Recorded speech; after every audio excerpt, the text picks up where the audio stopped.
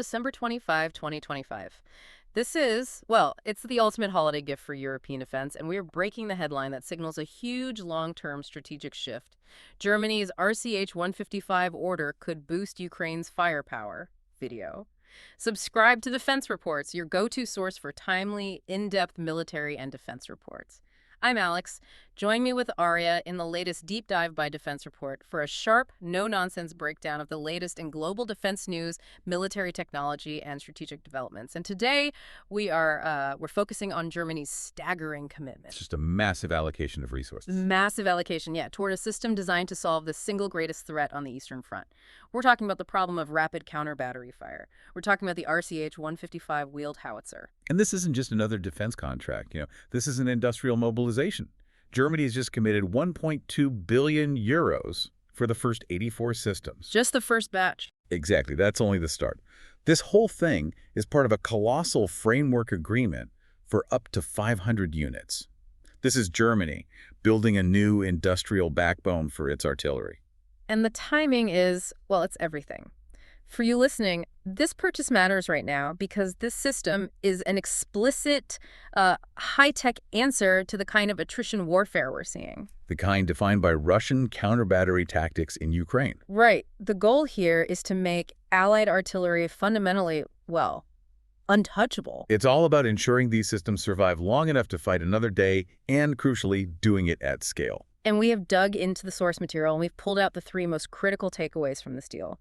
First, this howitzer has a technological advantage that we just haven't seen anywhere else. It can do something no other artillery piece in the world is designed for. And that dramatically cuts its risk profile on the battlefield. Second, the strategic thinking behind the entire German procurement plan.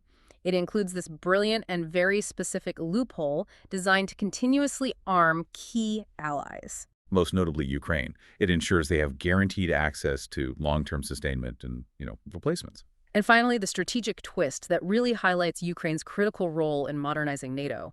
Ukraine is actually the RCH-155's launch customer. That's the key. They are the first nation fielding this system in combat, even before Germany's own army. And we'll get into the risk and the immense reward of that arrangement. Okay, that's a lot to cover. A massive resource commitment, pan-European industrial cooperation, and an eye clearly fixed on solving that artillery attrition problem facing Ukraine.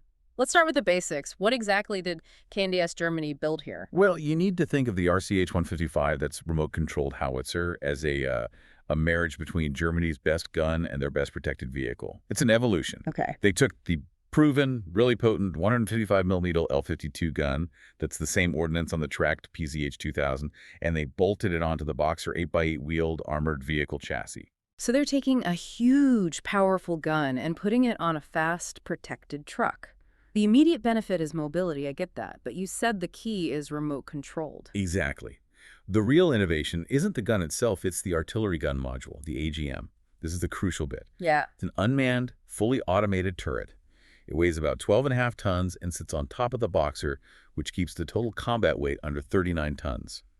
This automation it's radical. How radical are we talking? So radical that the crew is slashed to just 2 people, a commander and a driver/system operator. And both of them are seated safely inside the highly protected hull. They never need to be exposed to load or fire the weapon. The system does everything. Everything. All the calculations, the loading, the firing, it's all autonomous. In a world where manpower and training are huge limiting factors, that reduction is a massive operational advantage. For European armies, sure, but especially for Ukraine. That makes a lot of sense. Reduced exposure, fewer people needed. But does it compromise on power? What about the capabilities of that gun? No compromise whatsoever. It maintains a really high rate of fire, up to 9 rounds per minute. And because it uses standardized NATO ammunition, it can fire everything from conventional shells up to these, extended range projectiles. So what kind of range are we talking about? Using specialized VLAP ammunition, it can hit targets up to 54 kilometers away. And with advanced precision munitions like Kanono, that range pushes out to 70 kilometers. 70 kilometers. Wow. That is a strategic reach that very few systems can match. To give you a mental image, that means this one artillery piece could fire from one side of a major city and hit targets deep into the suburbs on the other side. That's incredible strategic depth. It is, and it carries 30 fused rounds and 144 modular charges on board.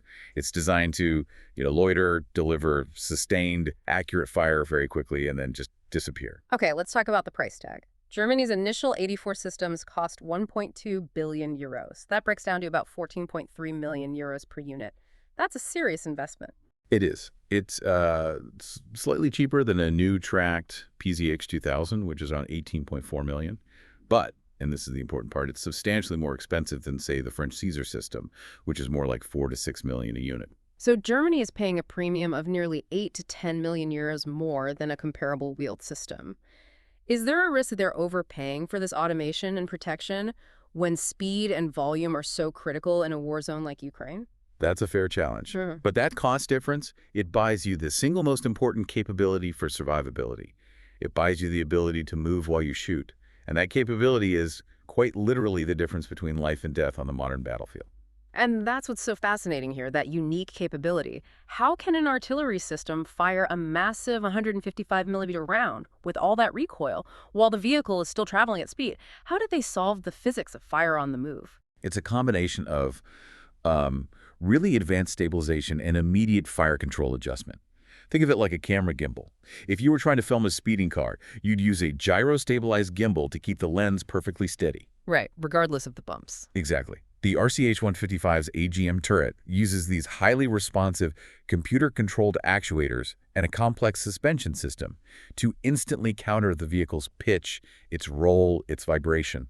So the gun is always compensating, making sure the firing platform is perfectly level and aligned with the target coordinates, even if the boxer chassis is, bouncing over rough terrain. Precisely. The moment the round leaves the barrel, the system is already compensating for the momentum and adjusting for the next shot, all while the driver is still accelerating. This completely negates the vulnerability of traditional artillery. And explain for us why that brief stationary period is so fatal today. It's because of the speed of counter-battery detection. Systems like the Cobra radar can track an incoming shell, calculate its trajectory, and pinpoint the exact firing location in just seconds. In the past, shoot and scoot meant stopping for maybe 60 to 90 seconds. And today? In a drone-saturated environment, 60 seconds is an eternity. It's more than enough time for persistent surveillance to confirm the location, for the radar to register the shot, and for the enemy to launch their own retaliatory fire. So the RCH-155 just sidesteps that problem. It bypasses it entirely. It fires while it's relocating, compressing the enemy's detection-to-decision timeline down to zero. By the time the incoming fire is even registered, the RCH-155 is kilometers away. That is a fundamental change in artillery warfare. You're prioritizing continuous mobility over just sitting still. And it creates enormous tactical flexibility, which is why the sources are describing the RCH-155 as fulfilling a hunter-killer role, not just a traditional artillery role. What else contributes to that hunter-killer designation? Its speed, its automation, and its quick targeting. We mentioned the multiple round simultaneous impact, or MRSI capability. This means it can fire up to 5 separate rounds on different trajectories and have all 5 land on the same target at the exact same time. Within a 2-second window. Exactly. That sudden, devastating impact leaves the target with zero warning and no chance to react. And it can defend itself. Absolutely. The Boxer is designed to survive. It has optronic sensors and a direct fire capability, meaning it can engage armored threats up to 1.8 kilometers away. It can fight off an enemy vehicle that gets too close. Let's talk armor. You said the crew is well protected inside the hull, but with loitering munitions and top attack drones being such a threat, is level 4 protection really enough? That's a critical question. Yeah. They are trading the heavy armor of a tracked system for agility, but it's still extremely tough. The protection is STANAG 4569 level 4 all around. That'll stop 14.5 millimeter armor-piercing rounds and protect against artillery fragments. And the front is even tougher. Right, the frontal arc is rated at level 6. So it's not a tank, but it's protected against most battlefield threats short of a dedicated anti-tank missile. But its main defense isn't the armor. Precisely. Its primary defense is the fact that it's already driving away while its rounds are still in the air. That active survivability is the real game changer. And if you connect this to the bigger picture, this huge German order isn't just about replacing old guns. It's central to Chancellor Scholz's Post-Zeitenwende, the big turning point military restructuring. The RCH-155 is the core of their new medium forces concept. The push away from only having heavy tracked forces like Leopard tanks. Why is this transition to a boxer-centered medium force so strategically necessary for Germany and for NATO? It really comes down to geography and reaction time. Heavy track formations are incredibly powerful, but they're a logistical nightmare. They're slow to deploy. If Germany needs to rapidly reinforce NATO's eastern flank, say Poland or the Baltics, It takes a long time. a long time. Getting 50-ton tanks there requires extensive, slow, and very visible rail transport. It gives away your intentions. Right. The medium forces concept uses wheeled vehicles like the Boxer because they are strategically noble. They can just deploy by road under their own power across huge distances. This allows NATO to have a much faster, more flexible response. And the RCH-155 gives these formations the artillery support they need to be effective when they arrive. The indispensable, protected, and fast artillery support. Exactly. And the commonality across the Boxer family, well, that's the logistics manager's dream. Right, the unsung hero of industrial defense. It is. Germany already fields dozens of different Boxer variants, so adding the RCH-155 means they share the same MTU engine, the same spare parts pipeline, the same basic driver training. This radically streamlines maintenance. Which is a massive benefit, especially for allies who are also adopting the system. And this whole strategic shift is becoming pan-European. This isn't just a German purchase. It's shaping up to be a critical moment for industrial cooperation across the continent. So it's a unifying effort. It really is. It's focused on standardizing NATO's wheeled artillery. We saw this when the UK selected the RCH-155 for its own mobile fires platform, aiming to replace their old systems. But the relationship is deeper than just buying a system off the shelf, right? Much deeper. The UK and Germany signed the Trinity House Agreement back in October to establish co-production. This means the industrial bases of Western Europe are integrating around this one system. And what's the tangible result of that? The UK will now manufacture the critical 155mm rifled barrels for the RCH-155. This bolsters industrial capacity in both countries, and it guarantees a resilient, shared supply chain for one of the most vital components in modern artillery. It's a huge act of strategic integration. And the artillery gun module itself is modular. It's not just fixed to the Boxer. That's the brilliance of the AGM. Switzerland, for example, is adopting the core module, but they're integrating it onto their own Piranha 10x10 chassis. This shows the brain and the gun of the RCH-155 are transferable. Now we get to what I think is the most compelling part of this whole deal, which puts Ukraine right at the center of the story. This raises an important question. Why are we seeing Ukraine, a non-NATO country, getting the RCH-155 before the Bundeswehr? Because in a really surprising strategic move, Ukraine is the official launch customer. They placed the initial order way back in 2022, and it's since grown to 54 units.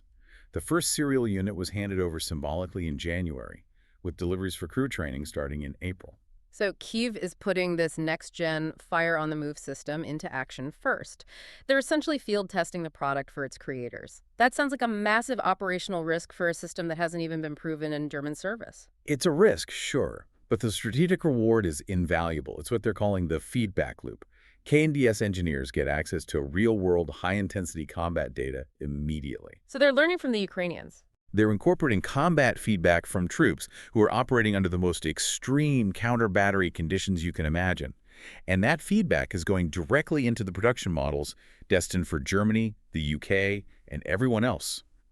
Ukraine is accelerating the system's maturity for the entire European defense community. That's a huge competitive advantage for the developers. Okay, let's talk about the money, the financial structure, because this is where the long-term support for Ukraine is cleverly hidden. This is the Ukraine loophole. The mechanism is, it's elegant. Germany negotiated that massive 500-unit framework agreement to get these enormous economies of scale. But critically, the agreement earmarks several hundred of those systems, around 271, specifically for allied nations to purchase at the same German price conditions. So the price Germany paid for its 84 units at $14.3 million becomes the benchmark price for Ukraine. Exactly. This is revolutionary. Ukraine often struggles with high pricing, complex bureaucracy, long lead times. This framework lets them bypass the typical export markups. They benefit immediately from the massive volume discount Germany negotiated for itself. That does more than just save money. It guarantees a continuous, affordable supply of replacements and sustainment. If a unit is lost in combat, Ukraine doesn't have to wait years for a new production slot or negotiate a new inflated contract. It integrates Ukraine directly and affordably into the European defense supply chain. And this commitment to a continuous high-tech supply is just critical for their long-term defense. And we saw this at play recently with the Qatar ring exchange. Tell us how that worked. It's a perfect example. Qatar agreed to send 12 of their proven, tracked PZH-2000s to Germany for urgent refurbishment.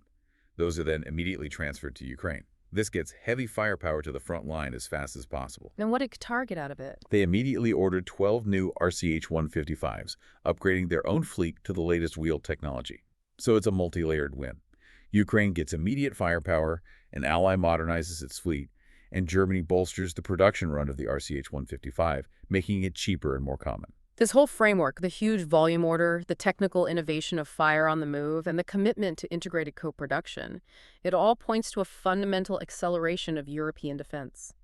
The RCH-155 provides the ultimate counter-battery protection, it enhances European military doctrine, and most importantly, it ensures Ukraine stays deeply integrated into the continent's most advanced defense supply chain. You know, the RCH-155's automation is designed for maximum efficiency and minimum crew exposure. Because it's already remote-controlled, it's designed for potential remote operation. So we have to ask, given Ukraine's immense expertise in decentralized battle management systems like Kropiva and their dominance in drone warfare, could the next evolution of this platform, a completely unmanned robotic howitzer, be proven not in Germany but on the Eastern Front? The technological leap is already within reach. You've been listening to Defense Report by Alex and Arya, where we analyze the latest in military strategy, global defense, and advanced weaponry. Subscribe to Defense Reports, your go-to source for timely, in-depth military and defense reports. We'll catch you next time.